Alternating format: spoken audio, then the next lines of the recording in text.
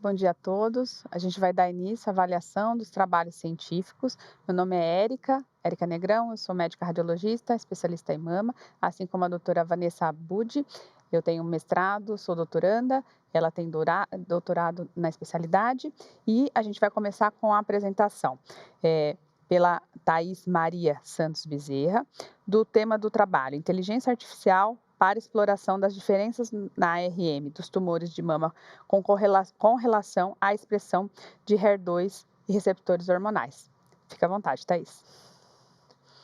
Muito obrigada pela oportunidade. Meu nome é Thaís, sou engenheira mecânica aeronáutica e MD-PhD pela Faculdade de Ciências Médicas da Unicamp e vou apresentar meu trabalho, que é basicamente a utilização de inteligência artificial para a exploração da diferença na ressonância magnética nos tumores de mama com relação à expressão de HER2 e receptor hormonal. Não tenho conflito de interesse. Esses serão os tópicos da minha apresentação. Então, falando um pouco sobre o HER2, o HER2 é um próton com gene bastante relevante no câncer de mama. Ele codifica uma proteína que se expressa na membrana celular e sua superexpressão representa cerca de 20 a 30% dos casos de câncer de mama. E eles afetam tanto o tratamento quanto o prognóstico dessas pacientes. O trial Destiny Breast 04 foi apresentado na ASCO de 2022, mudou um pouco o paradigma de tratamento dos cânceres com superexpressão de HER2 devido à introdução do trastuzumab deruxtecan. Esses avanços no desenvolvimento de terapias basicamente propuseram uma nova categoria de HER2 conhecida como HER2 low. O padrão ouro para determinação do nível de expressão de HER2 é o diagnóstico histológico a partir da biópsia do material cirúrgico. A introdução dessa categoria intermediária, conhecida como HER2 low, tornou importante a avaliação da heterogeneidade dos tumores. Entretanto, o material obtido das lesões pode não capturar a heterogeneidade do tumor e, consequentemente, afetar o tratamento. Além disso, a gente só tem cerca de 72% de concordância entre os patologistas na classificação de HER2, considerando a peça cirúrgica. Portanto, a ideia é que essas imagens por ressonância magnética elas possam oferecer uma alternativa de avaliação não invasiva. E as técnicas de inteligência artificial elas podem ajudar a estabelecer relações complexas entre essas imagens e a expressão de HER2. Portanto, nosso objetivo principal é verificar se é possível diferenciar os níveis de expressão de HER2 a partir das imagens de ressonância magnética, utilizando inteligência artificial e também, secundariamente, avaliar os impactos da expressão de hormônio no resultado. E por que essa expressão de hormônio ela é relevante nesse contexto? Basicamente, quando a gente vai olhar para os trabalhos que olham para essa diferenciação de HER2, a gente percebe que existe um grande percentual desses pacientes que apresentam receptores hormonais positivos, como, por exemplo, o próprio trabalho DB04, que foi apresentado em 2022, 88,7% dos pacientes eram receptores hormonais positivos. Além disso, estudos similares na área que utiliza inteligência artificial para essa diferenciação, nesse caso aqui utilizando radiomics, eles consideram como relevante também esse status de receptores hormonais, o que é uma coisa que a gente procura, então, entender dentro do nosso trabalho. Falando um pouco sobre os materiais e métodos, esse processo foi submetido ao Comitê de Ética em Pesquisa da Fundação Antônio Prudente, sendo aprovado sobre o CAI na tela. Falando um pouquinho sobre os nossos critérios de inclusão, a gente tem 179 imagens de pacientes que realizaram câncer de mama no Departamento de Imagem do AC Camargo Cancer Center. A classificação anatomopatológica obtida a partir dos relatórios do Departamento de Anatomia Patológica da instituição. A gente escolheu pela utilização da primeira sequência pós-contraste na ressonância magnética para tentar capturar principalmente as diferenciações entre as diferenciações fornecidas pelo contraste nessas lesões tumorais. E essas amostras, a gente buscou parear entre os diferentes grupos do estudo. A gente tinha uma amostra desbalanceada inicialmente, então essa é uma amostra que ela não reflete a população. Entretanto, a fim de não trazer vieses de diferenças populacionais e principalmente em classes desbalanceadas no nosso modelo de inteligência artificial, a gente buscou parear as categorias de modo a trazer essa distribuição que está mostrando para os senhores. Falando um pouquinho sobre os nossos métodos, um pouco da nossa ideia era de utilizar um extrator de características, conhecido como VGG16, pré-treinado com cerca de 1.280.000 imagens, processado em PyTorch. A gente escolheu uma imagem-chave por paciente, então, no total, cerca de 179 imagens foram utilizadas. E a parte final, do que a gente chama da cabeça do modelo de inteligência artificial, a gente treinou especificamente para cada problema. Então, a gente usa um extrator de características que a gente considera genérico, que é treinado com um grande número de imagens, só que o classificador ele é específico para cada problema que a gente propõe. E nesse trabalho a gente propôs diferentes problemas. Primeiro, problema multiclasses, o problema multiclasses das 3 classes de R2 sendo avaliadas em conjunto, depois separando tanto em classe de R2 quanto em receptor hormonal. Nesse caso, a gente considerou o receptor hormonal positivo apenas como de estrogênio. Só um minuto. Acho que apenas como de estrogênio, e a gente também olhou para a classificação binária, pelo fato de que os modelos de inteligência artificial eles têm um pouco mais de poder discriminativo nessa classificação binária, então a gente segmentou em diferentes categorias, tanto de R2 quanto de receptor hormonal, para a gente ver qual era a capacidade do modelo de separar entre essas diferentes categorias. Então, falando um pouquinho sobre os nossos resultados. A gente notou que não parecia haver uma distinção clara entre as 3 categorias de HER2. Isso foi uma coisa que a gente também observou dentro dos parâmetros de BIRADS e dos parâmetros de Radiomics também. A gente nota, tanto nas características de imagem mais conhecidas, como também no resultado da inteligência artificial, que o HER2 positivo ele parece ser um pouco melhor separado que os demais, e que a segmentação por expressão do receptor hormonal, considerada em conjunto com classificação de HER2, ela é muito significativa, superando, inclusive, em alguns casos, como, por exemplo, nos casos de HER2 low luminal versus HER2 positivo não luminal. E das mesmas categorias HER2 low não luminais, dos positivos e negativos luminais, a gente nota que é inclusive superior à classificação dos patologistas na peça histológica, num trabalho que já considera a classificação do HER2 low e até ultra low também. Então, basicamente,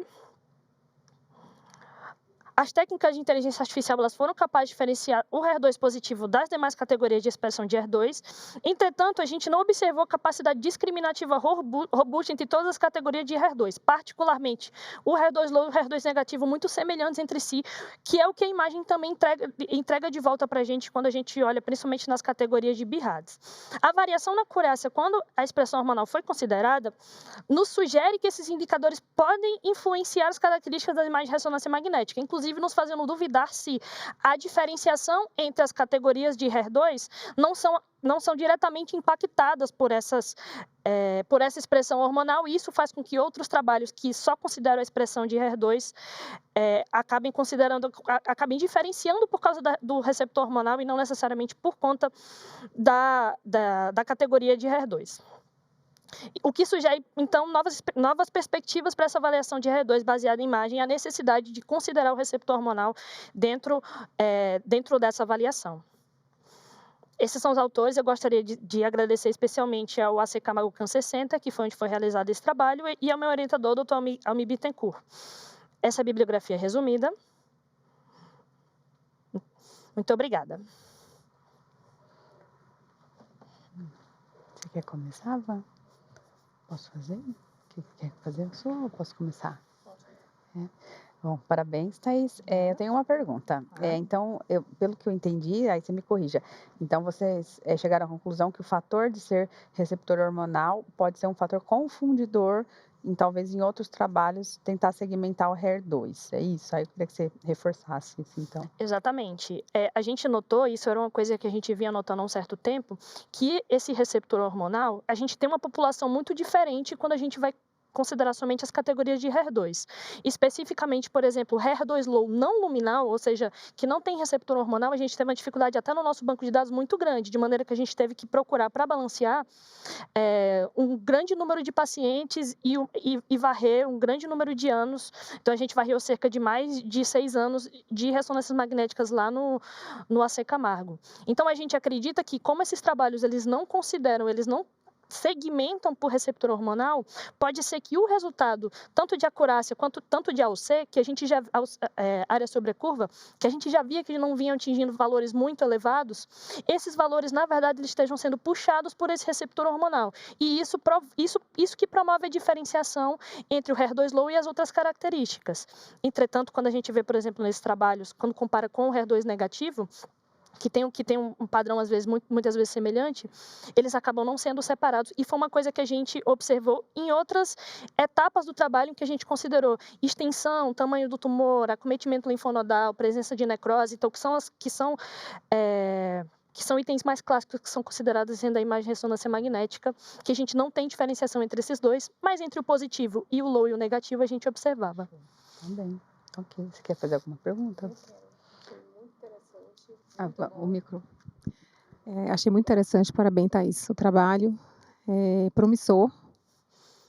E eu queria saber se você acha que a inteligência artificial ela vai conseguir, né, prever o subtipo molecular apenas pela imagem, e se você acha que ela vai substituir o patologista ou vai melhorar, né, na sua tomada de decisão.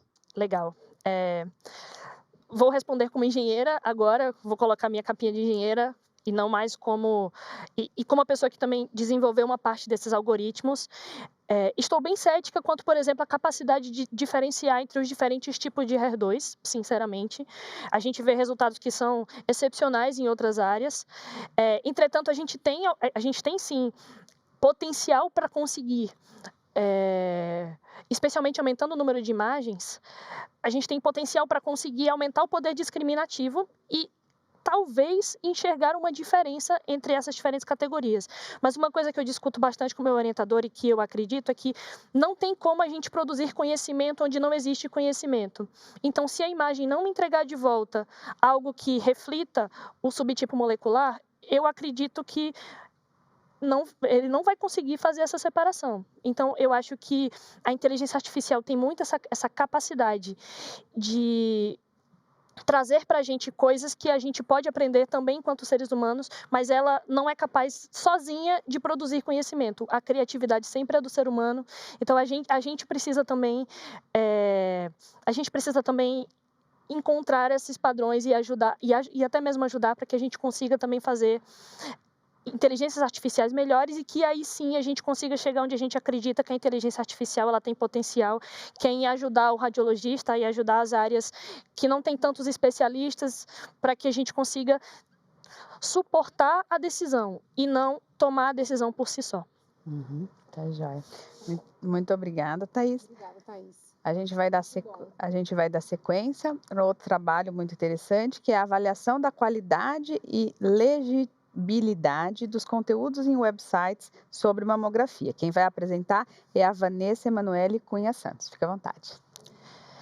Então, bom dia, boa tarde, na verdade. Meu nome é Vanessa Emanuele Cunha Santos. Sou estudante de medicina da Escola Baiana de Medicina e Saúde Pública, estudante do 7º semestre.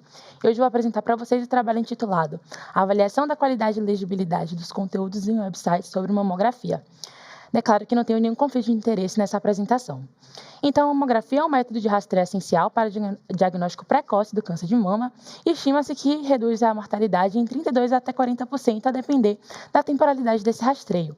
Além disso, esse instrumento ele possibilita também um tratamento menos invasivo e melhora significativamente as taxas de sobrevida das pacientes, justamente por conta desse diagnóstico mais precoce. Além disso, quando a gente fala então do meio da internet, do meio online, um indivíduo, ao se expor, né, a esse meio, ele pode estar de encontro com um site que esteja comprometido em sua qualidade, precisão e sua legibilidade, que é justamente a capacidade de leitura desse site, em relação ao nível educativo para a leitura do site. Então, é importante aqui o discernimento, né, tanto do indivíduo, da população, para poder filtrar aquelas informações que podem deixar a desejar nesses quesitos, né, na qualidade, na precisão. E nós sabemos que cada vez mais os pacientes utilizam os recursos online para obter as informações de saúde. Então, não somente pelos buscadores, mas as próprias redes sociais e as IAs têm tomado conta e a gente sabe que Isso pode ir de encontro também com as informações online disponíveis em relação à mamografia. Sendo assim, nosso objetivo é avaliar a qualidade e a legibilidade das informações disponíveis em websites de buscas populares sobre mamografia. Em relação aos nossos métodos, é um estudo observacional do tipo transversal, que foi coletado nos websites dos dias 14 a 16 de junho de 2024 e dispensa análise do SEB porque são utilizados dados secundários de domínio público. Em relação à metodologia, então, foram coletados os 30 primeiros links, né, pelos buscadores, que é justamente a primeira página, tanto do Google, quanto da Bing, quanto do Yahoo, com os termos mamografia, o que é mamografia e quando fazer mamografia. Foram excluídos os sites de conteúdos de vídeos e imagens em outros idiomas, artigos científicos, links de propaganda, dicionários online e links não funcionais. Em relação às páginas duplicadas, foram contadas apenas uma vez e 2 avaliadores independentes categorizaram os sites incluídos nos seguintes tópicos: objetivo, seja comercial ou educacional, constituição de com ou sem fins lucrativos e o público-alvo, sendo esse público-alvo, a população geral, pacientes ou profissionais de saúde, sendo que essa última ele poderia se sobrepor, né? Então, seja a população geral e pacientes, profissionais de saúde e ou. Além disso, também foi avaliado a presença ou não da informação correta em relação a para que serve a mamografia, né, que é para o rastreio e diagnóstico do câncer de mama, a recomendação de quando fazer, sendo que a gente levou em consideração a recomendação do Ministério da Saúde e do American College of Radiology, se um ou outro aparecer, será considerado correto, a importância, que é para a redução da mortalidade do câncer de mama, e os possíveis malefícios do rastreamento, sendo estes aqui listados, que eram procurados. Além disso, possíveis discordâncias foram avaliadas por um terceiro avaliador. O Discern, que foi o instrumento que a gente utilizou para avaliar a qualidade dos sites, é um instrumento que já é padronizado e validado com 16 perguntas, que varia de escala de 1 a 5, sendo 1 a pior e 5 a melhor avaliação. 15 das 16 perguntas foram utilizadas no nosso estudo, então variou de 0 a 75 pontos. Ele foca em transparência, imparcialidade e utilidade clínica. Em relação ao ALT, né, a análise de legibilidade textual, é um score que utiliza outros 4 scores que avaliam o nível educativo necessário para ler aquele texto.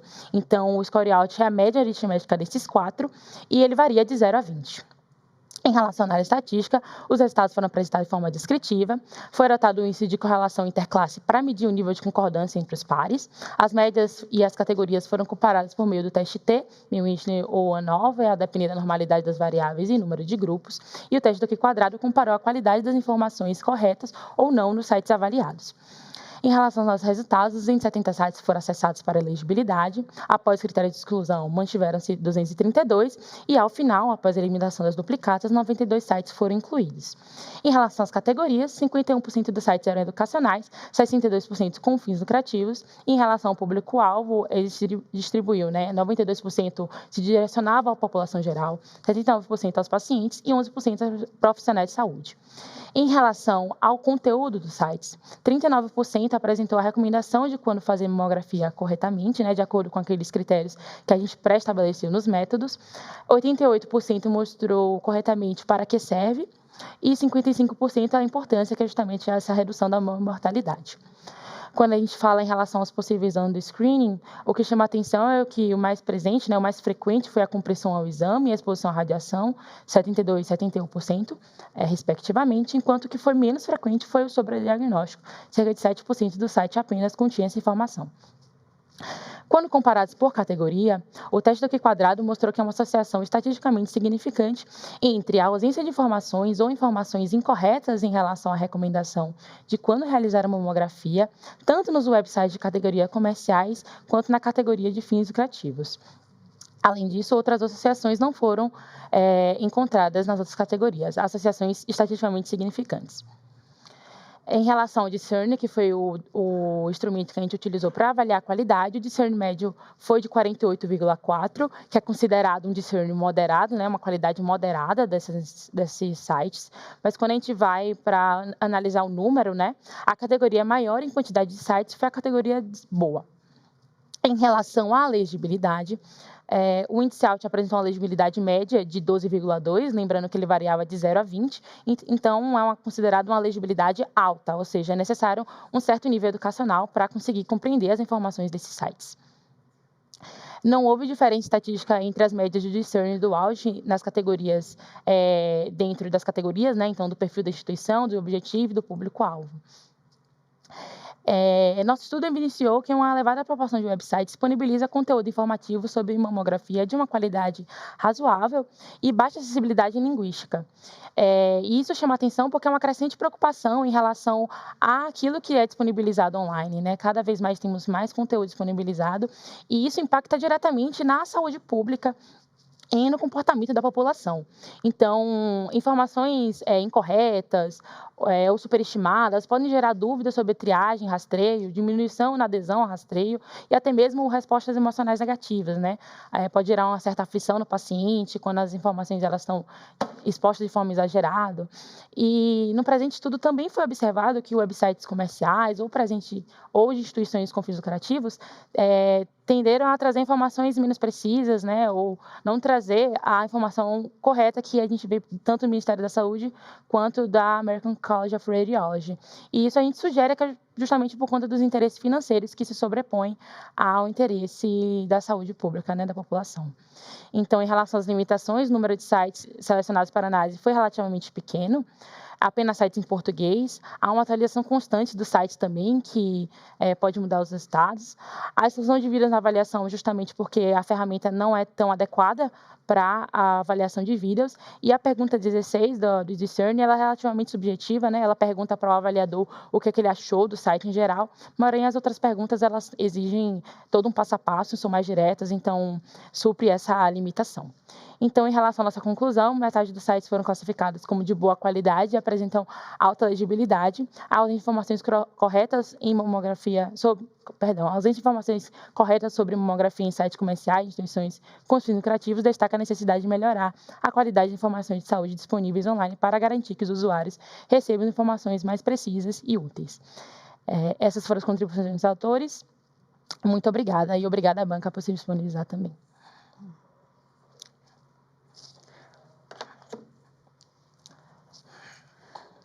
Parabéns, Vanessa. Obrigada. Eu tenho uma pergunta sobre um ponto lá que foi um assunto que gerou mais busca, ou que seja mais interessante, que é a compressão da mama.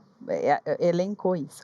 E aí você sugere, assim, é além do estudo, mas você sugere algum tipo de comunicação ou melhora da comunicação, por exemplo, para esse tema que é tão buscado, que é sobre, ou que causa tanto anseio, que é a compressão da mama? Na verdade, 72% dos sites mostraram que 72% dos sites tinham essa informação, né? Na verdade, não foi a busca que a paciente levou, ou o paciente, enfim. Mas seria interessante que todos os sites trouxessem, né, essas informações, porque é o tema de maior angústia, né, das pacientes, e até por isso que é algo que é explicitado. É na maioria oferecido, deles, né? Essa informação ela é oferecida sobre a compressão, né? Exato. Aí você teria uma sugestão, então, para como comunicar isso para paciente? Você teria alguma sugestão? Eu acho que é importante explicar que é algo que vai acontecer, então, como um dos possíveis, né, malefícios, não malefícios, mas um dos possíveis consequências, né, do exame, mas que é algo necessário, né, que ela precisa passar a submeter pensando justamente no custo-benefício, né, do exame, do diagnóstico precoce e, como a gente explicitou no início, de trazer um diagnóstico mais precoce, tratamentos menos invasivos e uma melhora da taxa de sobrevida dessas pacientes. Você tem alguma pergunta, Vanessa? Eu ia perguntar a mesma coisa, né? Que nessa era atual, né, que a paciente pede orientação ao Dr. Google, né? O que você deixaria de mensagem, assim, né? De como pesquisar informação segura, né? Quanto à mamografia ou até os outros métodos, né, de imagem na nossa área. É importante buscar, né, os sites dos ministérios, eu acho, para a população geral, né, que é o que eles têm maior conhecimento, né, da saúde em relação à saúde pública. Então, acho que esses sites deveriam ser, assim, a primeira busca, né, o primeiro que aparecesse para as pacientes, o que não é muitas vezes. São sites de propaganda, sites que são de indústrias farmacêuticas, de equipamentos. Então, buscar esses sites que são de conhecimento público e que há uma maior confiança entre eles, e também procurar se esse site ele é de alguma está tentando vender alguma coisa. Então, vender alguma clínica, vender algum equipamento em específico, geralmente esses tenderam a trazer informações mais incorretas. Eu fiquei numa dúvida também se eles traziam a fonte, se isso foi pesquisado, quando traz a informação, se eles falam a fonte. Não foi algo que a gente contou, né? Mas eu, no trabalho, eu lembro que alguns traziam referências, mas não todos. Na verdade, a maioria não trazia as referências que utilizaram De onde saiu aquela de onde saiu aquela né? informação. Então tá certo, é uma boa, né? Então tá bem, muito obrigada. Obrigada. A gente vai seguir para o próximo, que o trabalho vai ser apresentado pela Amanda da Silva Tanajura Cirino, que o nome do trabalho é Valor Preditivo Positivo das Calcificações Heterogêneas Grosseiras em Centro de Referência em Oncologia na cidade de Salvador, Bahia. Pois não. Bom dia, eu sou Amanda Cirino, sou médica residente do 2º ano do Hospital Geral Roberto Santos, em Radiologia e Diagnóstico por Imagem, e esse trabalho aborda o valor preditivo positivo das calcificações heterogêneas grosseiras em centro de referência em oncologia na cidade de Salvador. Não há conflitos de interesse nessa apresentação.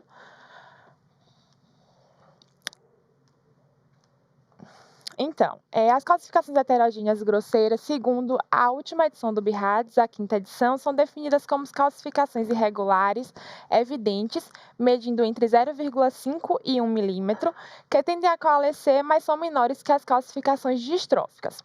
Quando elas se apresentam como grupo único, tem um valor preditivo positivo para a malignidade em cerca de 13%, sendo, portanto, categorizadas como BIRADS 4B, que varia de um valor preditivo positivo entre 10% e 50%. O objetivo desse trabalho foi avaliar o valor preditivo positivo para a malignidade das calcificações heterogêneas grosseiras, identificadas em mamografia, de pacientes acompanhadas em um centro de referência em oncologia na cidade de Salvador, no período de 2017 a 2024, correlacionando os achados radiológicos e os resultados histológicos, e comparando com dados da 5ª edição do BIRADS e de outras literaturas. Trata-se de um estudo observacional, transversal, retrospectivos, de pacientes acompanhadas nesse centro de referência em oncologia em Salvador, que foram submetidas à mamografia, tanto em incidências básicas, crânio caudal e médio lateral oblíqua, e incidências complementares de magnificação em crânio caudal e perfil absoluto. Essas imagens foram avaliadas por radiologistas, especialistas em imagem da mama, que identificaram como achado suspeito as calcificações heterogêneas grosseiras, classificando-as como BIRADS 4B. Essas pacientes foram submetidas à biópsia estereotáxica assistida a vácuo e as amostras foram analisadas pela equipe de patologia do serviço. Foram excluídas do estudo as pacientes que apresentaram calcificações heterogêneas grosseiras associadas a outros achados, como outras calcificações suspeitas, distorções arquiteturais, assimetrias e nódulos suspeitos. Então, foram incluídas 415 biópsias, sendo a média de idade das pacientes de cerca de 61 anos. Dessas 415 biópsias, 403 eram resultados benignos e cerca de 12 resultados malignos, o que traduz um valor preditivo positivo para a malignidade de 2,9%.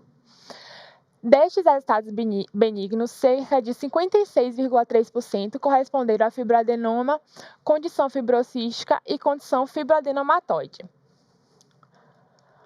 O fibroadenoma foi o achado mais frequente, correspondendo a cerca de 22,6% dos resultados benignos, mas também houveram outros achados benignos, como condição fibrocística, condição fibroadenomatoide, adenose, fibrose estromal, papiloma solitário e hiperplasia ductal sem atipias. As lesões de alto risco foram consideradas benignas para análise, sendo elas hiperplasia com atipias e carcinoma lobular in situ, e corresponderam a cerca de 3,4% dos resultados benignos. Cerca de 12 das 415 biópsias obtiveram pela patologia um resultado maligno, sendo que a grande maioria tratavam-se de carcinoma ductal in situ, cerca de 91,7%, e tivemos apenas um caso de carcinoma invasivo.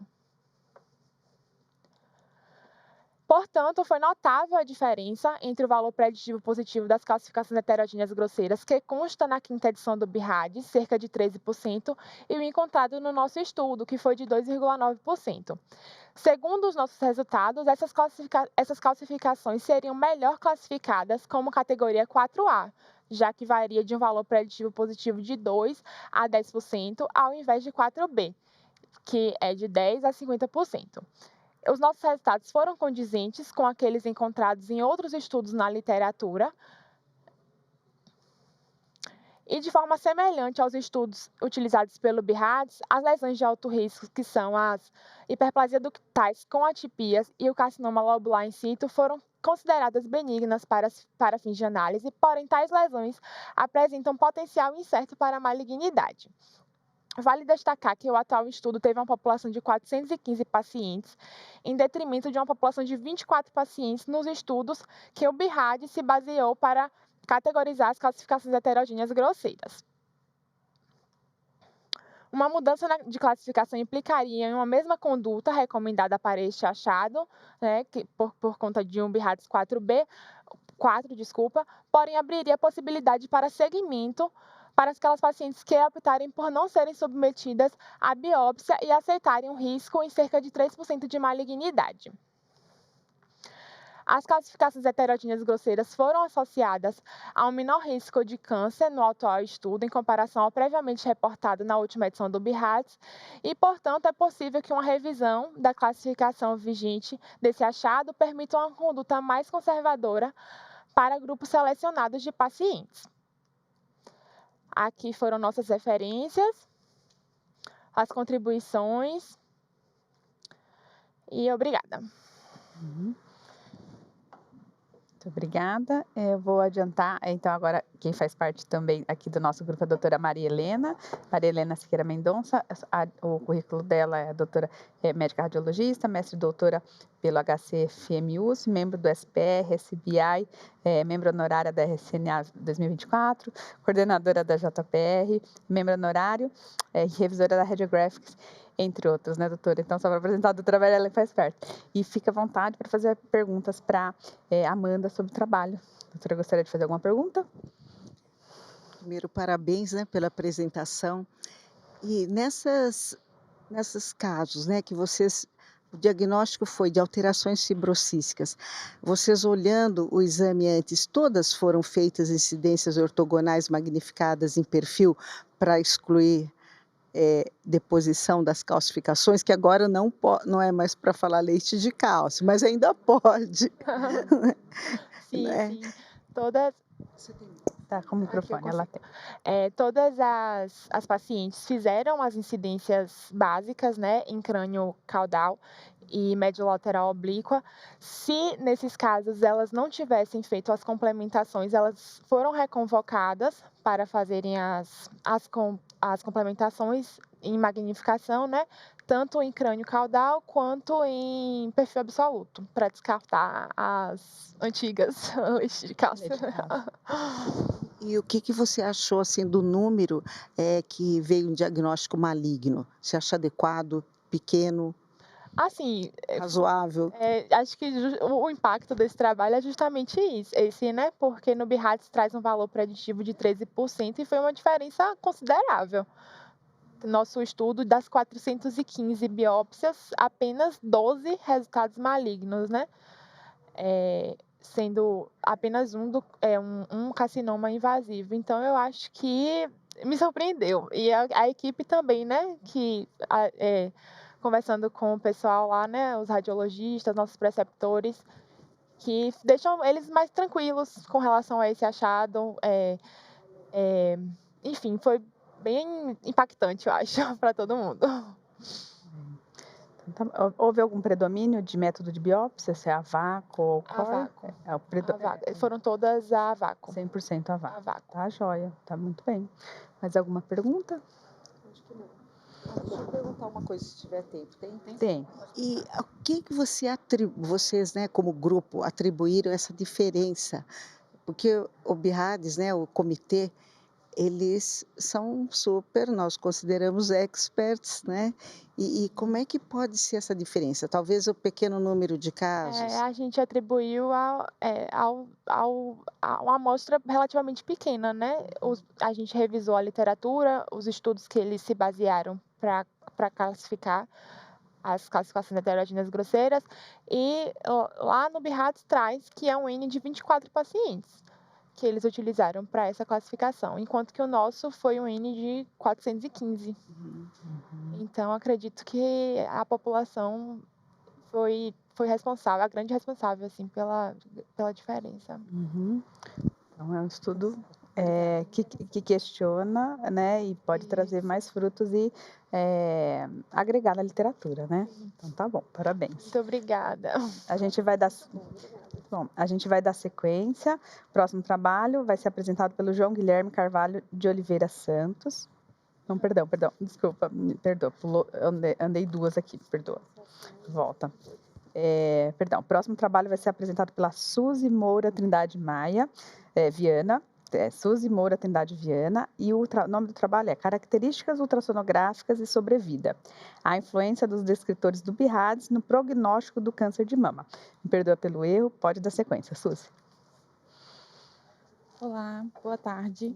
Parabéns. Sou a Suzy Viana, sou residente do 2º ano de Radiologia pela Unesp, e eu vou apresentar o trabalho sobre a associação entre os preditores ultrassonográficos do BIRADS com a agressividade biológica dos carcinomas de mama e a sobrevida das pacientes.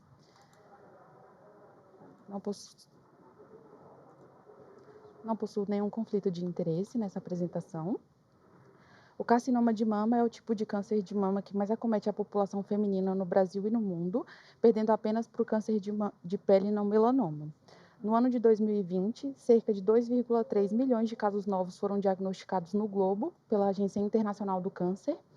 E no Brasil, o INCA divulgou que entre 2023 e 2025, 73.610 novos casos foram diagnosticados anualmente durante esse período. Associado a isso, o câncer de mama ele apresenta uma alta mortalidade, com cerca de 685 mil mortes no ano de 2025, sendo a segunda maior causa de morte por câncer entre as mulheres.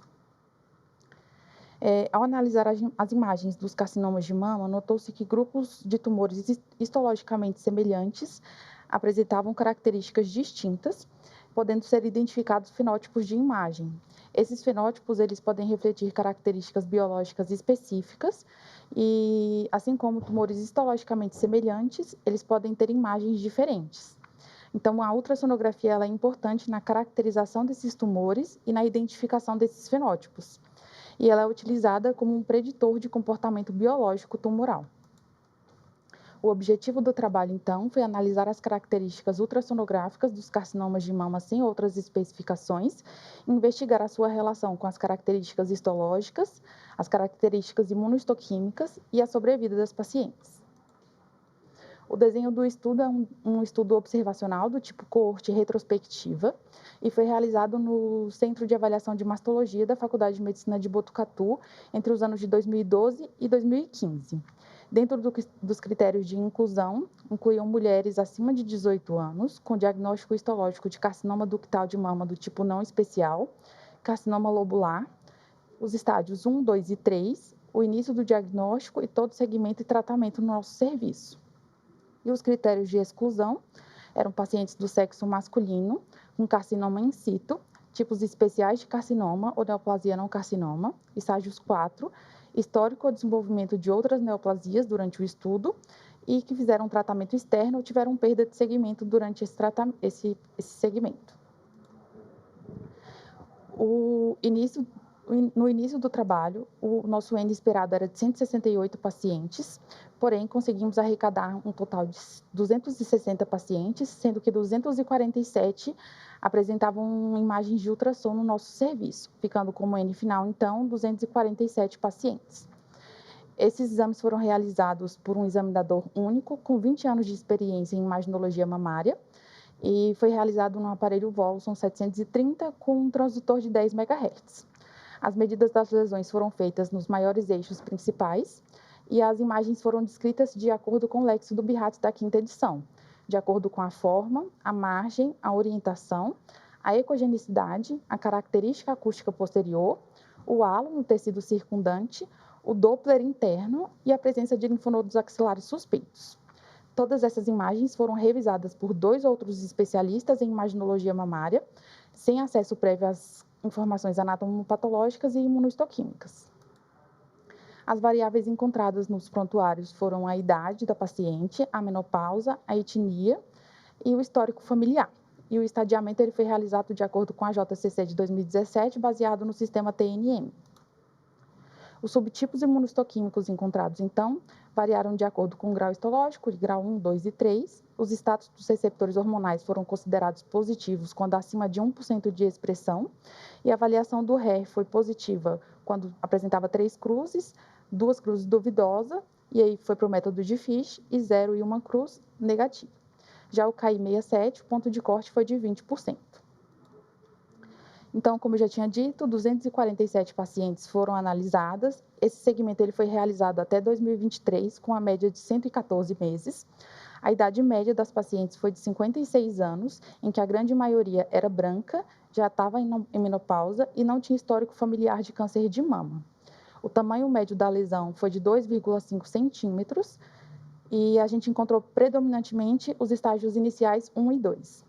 Cerca de 6% dos tumores eram tumores lobulares e mais de 50% tumores luminais.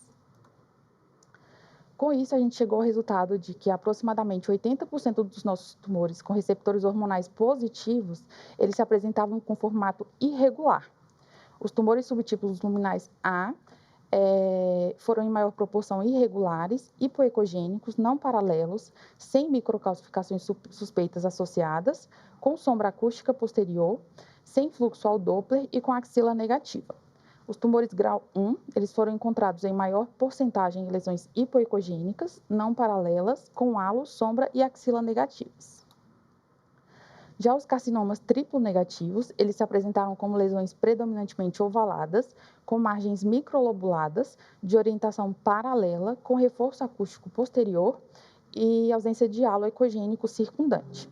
As lesões ovaladas e redondas foram mais associadas a receptores hormonais negativos e as lesões grau 3 eram lesões predominantemente heterogêneas, paralelas, com reforço acústico posterior e linfonodo axilar suspeito. O Doppler intralesional também foi avaliado e, quando presente, ele geralmente estava associado a receptores negativos.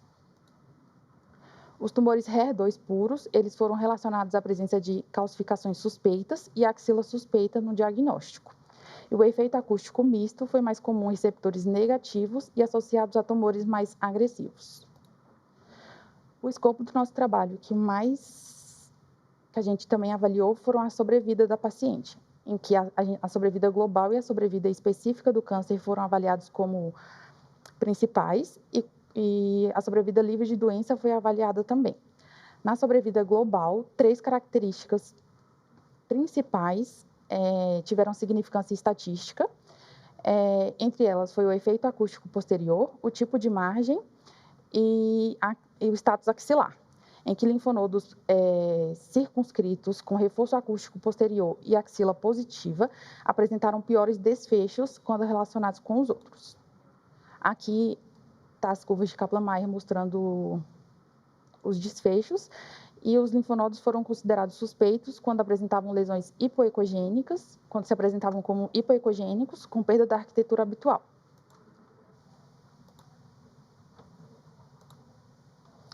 Já a sobrevida específica do câncer, 5 características apresentaram significância estatística, sendo elas o tipo de lesão, o tipo de margem, a ecogenicidade, o efeito acústico posterior e o status axilar.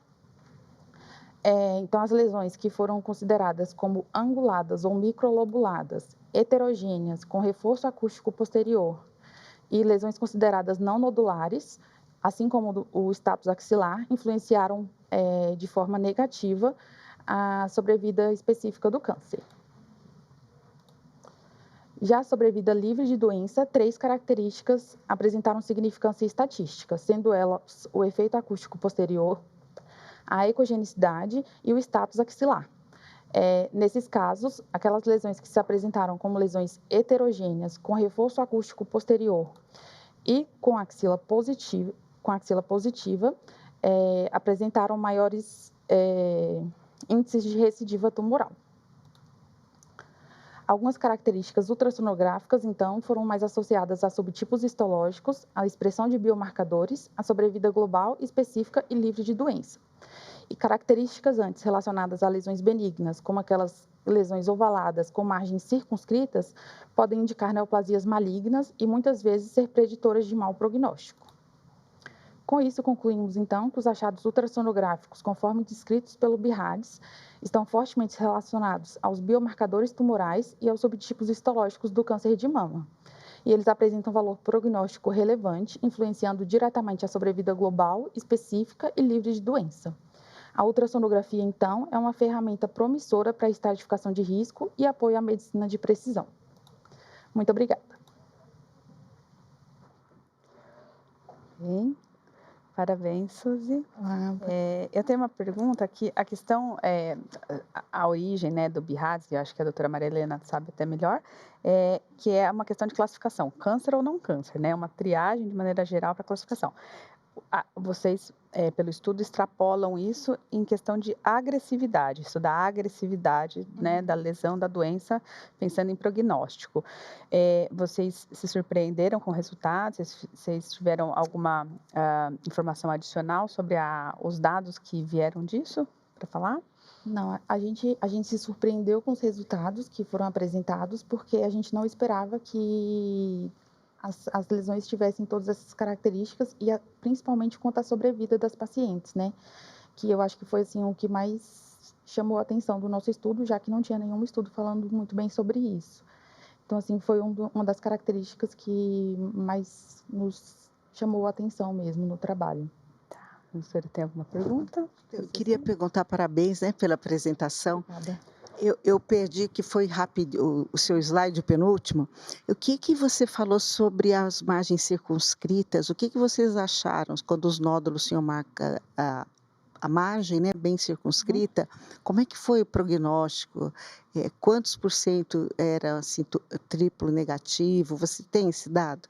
A gente tem esse dado, mas agora de cor eu não vou saber te falar, com certeza, assim. Mas a margem, ela influenciou nos 3 tipos de sobrevida do câncer, assim. Então, foi uma coisa que chamou bastante a nossa atenção durante o estudo. Agora, a porcentagem em si de valores específicos eu não vou saber te falar. Em relação a ser circunscrito, o que vocês relacionaram em relação às suas pacientes? Dos nódulos dos circunscritos. Então, os nódulos circunscritos, eles em geral se apresentaram com pior prognóstico. Então, eles estavam relacionados principalmente a tumores mais agressivos, com receptores negativos, e aos tumores triplo negativos e os tumores grau 3, né? Então, foi um dado que a gente achou, só que isso foi avaliado comparando características, não foi par a par, né? Foi características conjuntas. E foi a minoria, né? De ser a minoria, isso. Certo, muito obrigada. Por nada. Parabéns. Bom, a gente vai dar sequência. Então, o próximo apresentador é o João Guilherme Carvalho de Oliveira Santos, e o tema é correlação dos descritores do ACR-BIRADS na ressonância magnética com a sobrevida global e livre de doença de mulheres com carcinoma de mama, que é da mesma instituição, né, da Suzy, que é da Faculdade de Medicina de Botucatu. Fica à vontade, João. Boa tarde. Bom, meu nome é João, sou médico assistente do HC da FMB da Unesp. E o meu trabalho é a correlação dos descritores da CR-BIRADS na ressonância magnética com a sobrevida de mulheres com carcinoma de mama. Não tem nenhum conflito de interesse nesse trabalho.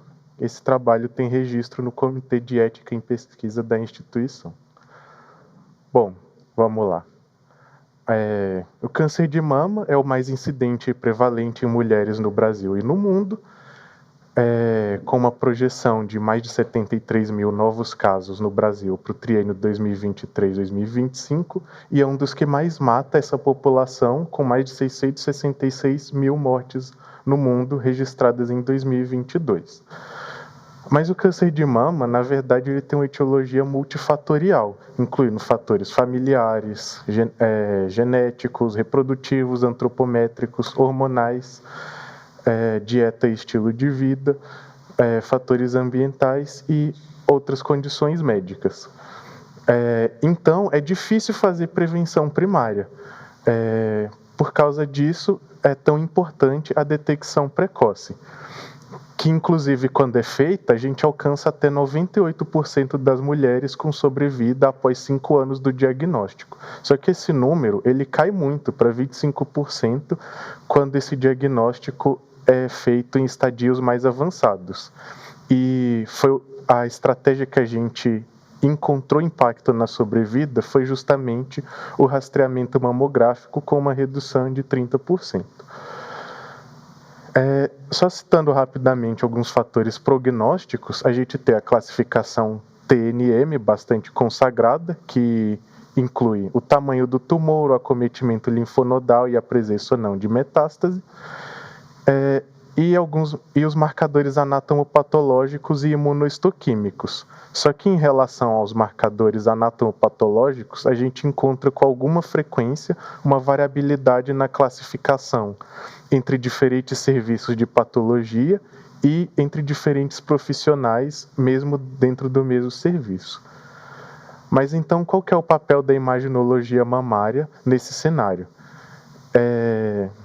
Bom, ferramentas diagnósticas, claro, mas também elas transcendem a sua função diagnóstica, dando informações detalhadas sobre as características da lesão, o que permite uma correlação com marcadores anatomopatológicos e, por fim, um manejo clínico personalizado do câncer de mama, uma medicina mais precisa. Especificamente, a ressonância magnética é um exame morfológico funcional,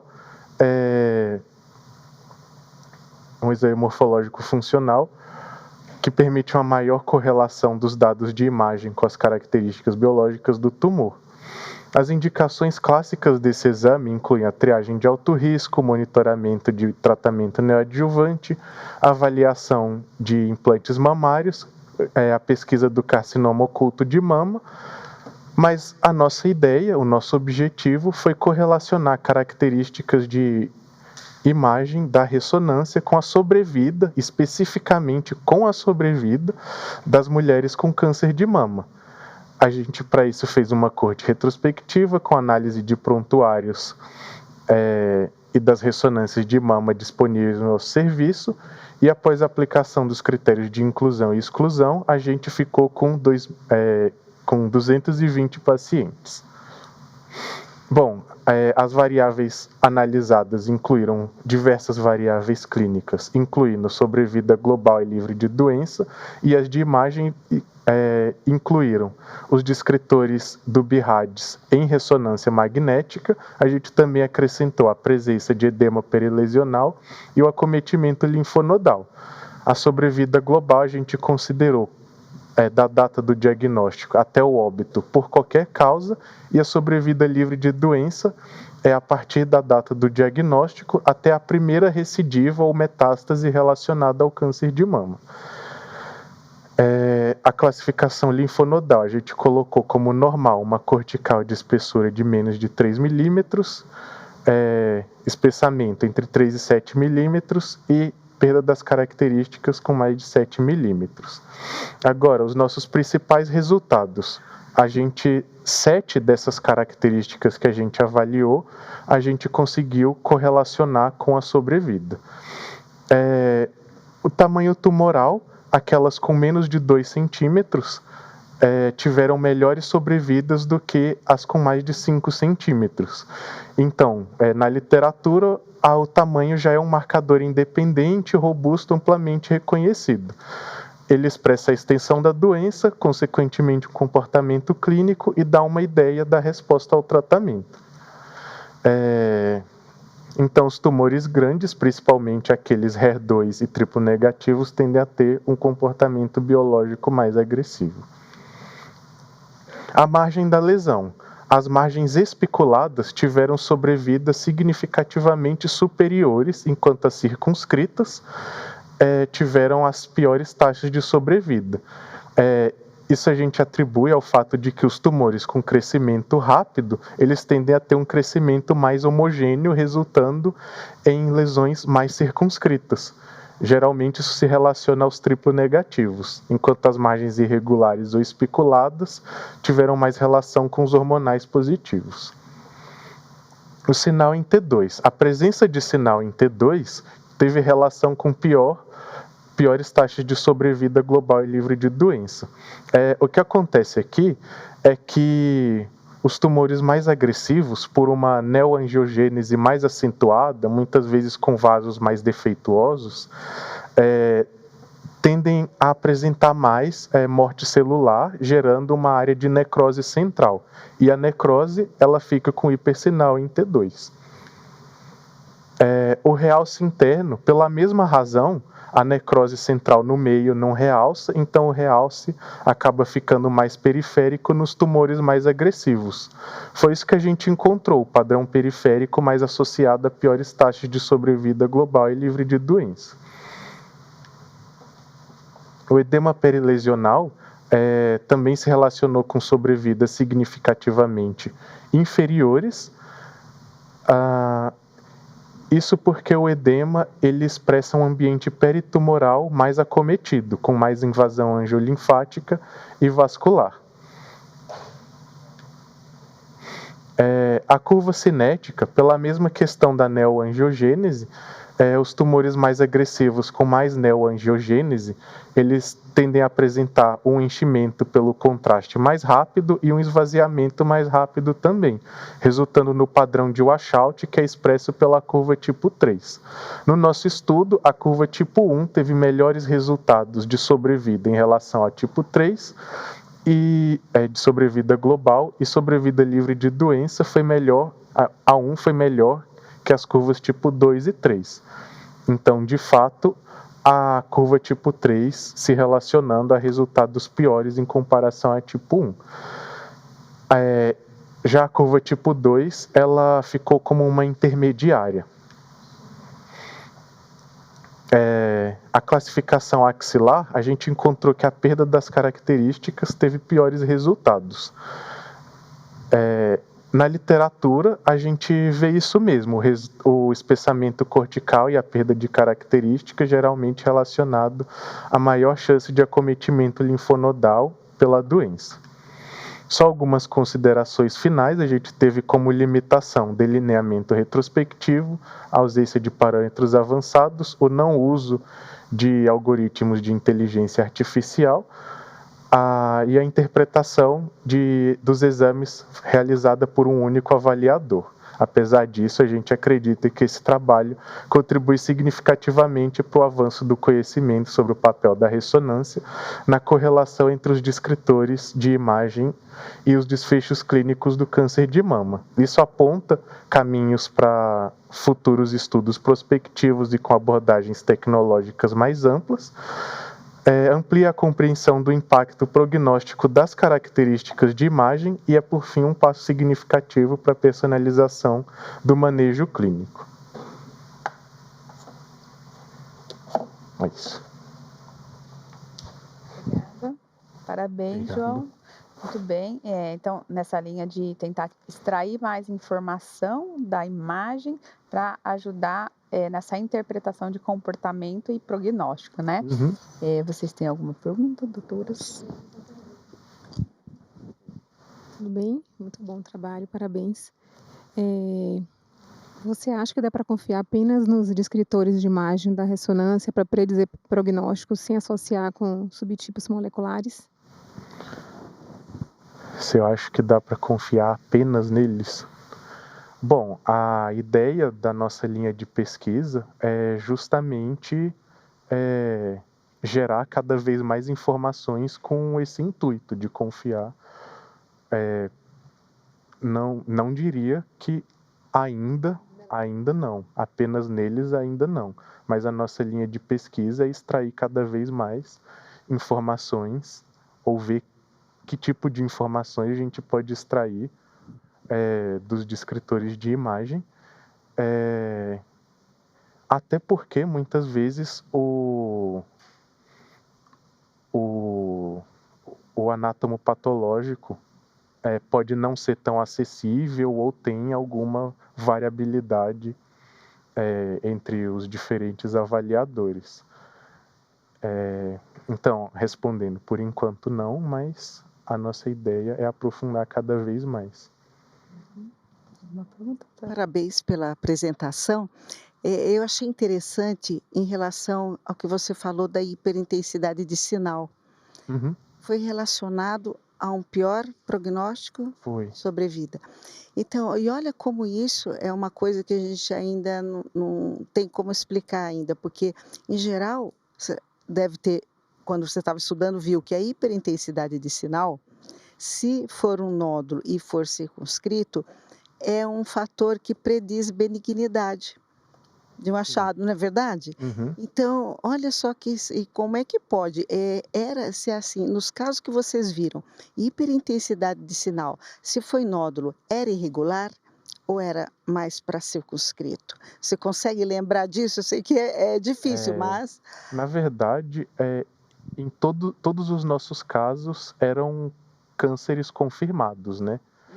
Então, o que acontecia é que, o que eu comentei aqui, a hiperintensidade de sinal nesses casos de câncer, a gente atribuiu a presença da necrose central, que é um fator que até na literatura a gente encontrou trabalhos dizendo que se relaciona a pior prognóstico. De fato, em um nódulo, só pela imagem nódulo, o autossinal ele e circunscrito, também a margem circunscrita, se associa geralmente à benignidade. Mas partindo do fato de que a gente já sabe que é um câncer, sendo câncer, daí essas características Então, relacionam ao quando pior prognóstico. você falou em hiperintensidade de sinal no T2, era no T2 FET7, você está dizendo central, como aspecto de necrose. Isso, Isso era mesmo. principalmente central. Porque eu entendi que você estava falando que era a hiperintensidade de sinal do nódulo, do tumor. Não era. Então é É central. mais central, Central. sim. Tá bom. Porque daí entra nos descritores, né, realmente do BIRADS, né, que se for central você vê que é necrose, é diferente de você chamar de um tumor hiperintenso. Sim. Que daí você já começa a pensar que possa ser alguma coisa benigna, mas se for circunscrito, porque se for irregular, acho que a maior parte dos casos de vocês, né, deve ter sido. A maioria foi irregular. E tem que ser mesmo. Sim. Tá certo. Foi. Obrigada. Muito interessante. Então, nesse contexto, né, de extrair informações de um nódulo sabidamente positivo, o que a imagem traz de informação, né? Muito interessante. Parabéns pelo trabalho. Então, acho que aqui a gente encerra, né, a nossa apresentação de trabalhos. Agradeço imensamente à comissão, à subcomissão de mama da comissão científica, e aqui a gente encerra essa transmissão. Muito obrigada. O que nós podemos dizer assim nesse momento especial?